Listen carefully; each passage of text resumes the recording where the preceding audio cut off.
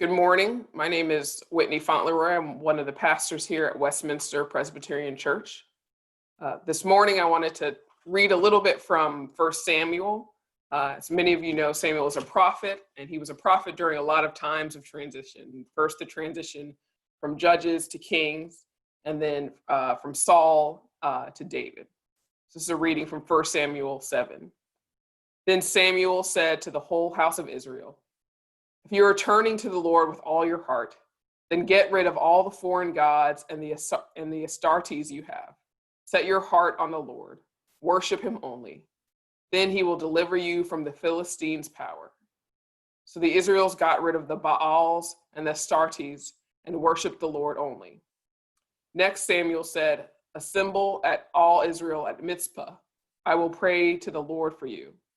So they assembled at Mizpah, and they drew water and poured it out in the Lord's presence.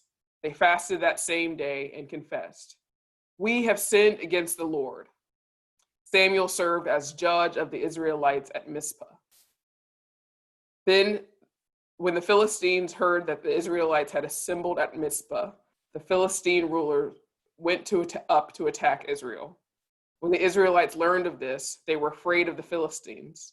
The Israelites said to Samuel, "Please don't stop praying to the Lord our God for us, so God will save us from the Philistines' power."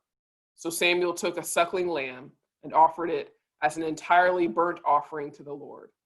Samuel cried out in prayer to the Lord for Israel, and the Lord answered him. While Samuel was offering the entirely burned offering, the Philistines advanced to attack Israel. But the Lord thundered against the Philistines with a great blast on that very day, throwing the Philistines into such a panic that they were defeated by Israel. The Israelite soldiers came out of Mizpah and pursued the Philistines.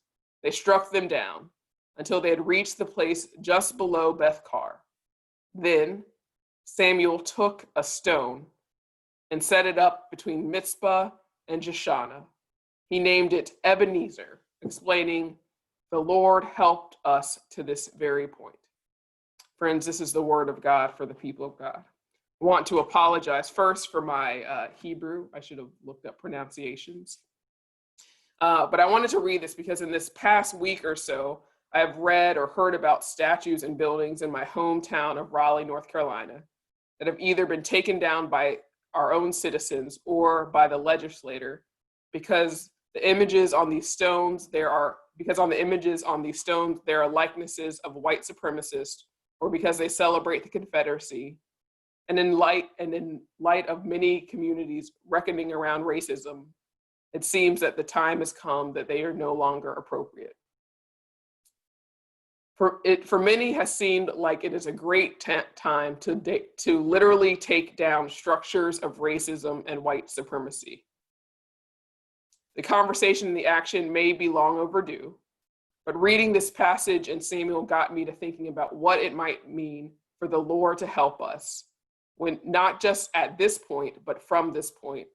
Specifically in verse 12, when Samuel talks about raising up the Ebenezer, the stone of remembrance.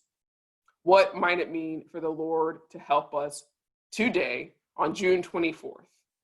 What does it mean for you today on June 24th for the Lord to help you? What does it mean for the Lord to help us as a church, the Lord to help us as a nation, and the Lord to help us as the world? What does it mean for this to be a day of Ebenezer prayer, where at some point we look back on today and see the guiding hand of God's grace and conviction at work? Will you pray with me with the words of James Weldon Johnson? God of our weary years, and this particularly weary year, God of our silent tears, thou who has brought